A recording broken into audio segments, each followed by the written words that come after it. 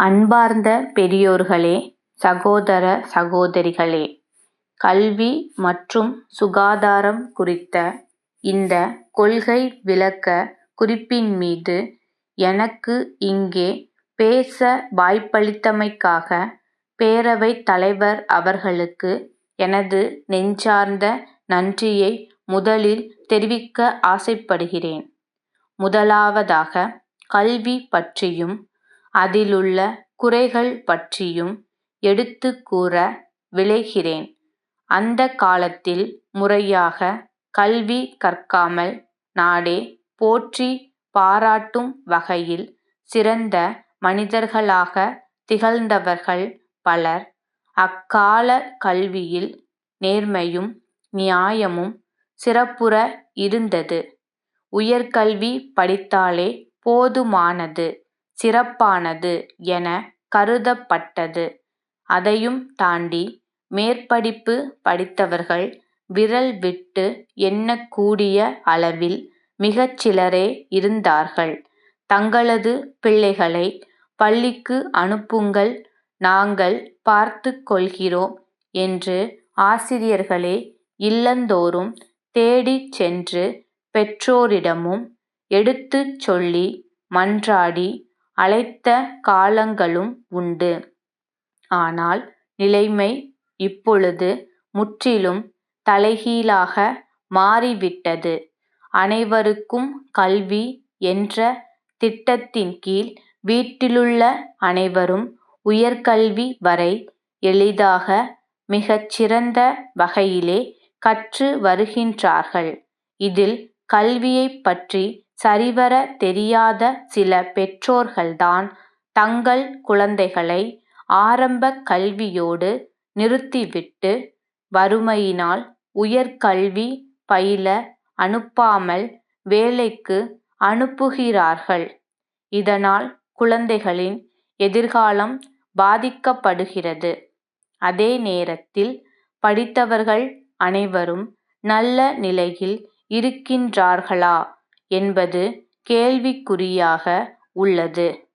பொறியியல் மேற்படிப்பு படித்தவர்கள் கூட சம்பந்தமில்லாத தொழிலை செய்து கொண்டிருக்கிறார்கள் என்பதும் உண்மை. காரணம், தற்போது கல்வி என்பது லாபம் சம்பாதிக்கும் வியாபாரமாக மாறிவிட்டது. 40-50 ஆண்டுகளுக்கு முன்பு தமிழ்நாட்டில் பல பெரியோர்களே ஏழை மாணவர்களின் கல்விக்காகவும் முன்னேற்றத்திற்காகவும் தங்கள் சொத்துக்களை தானமாக எழுதிக் கொடுத்து நல்ல தர்ம காரியங்களை செய்து வந்தார்கள். ஆனால் இன்றைக்கு அது தலைகீழாக மாறியுள்ளது என்பதை இந்த மன்றத்திலே சுட்டிக்காட்ட நான் பெரிதும் விரும்புகிறேன்.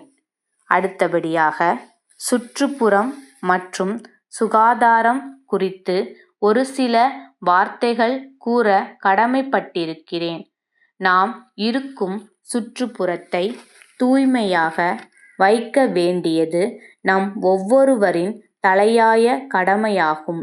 அதற்கு சிறு வயதிலிருந்தே பெற்றோர்கள் அனைவரும் தங்கள் குழந்தைகளுக்கு சொல்லிக் கொடுக்க வேண்டும்.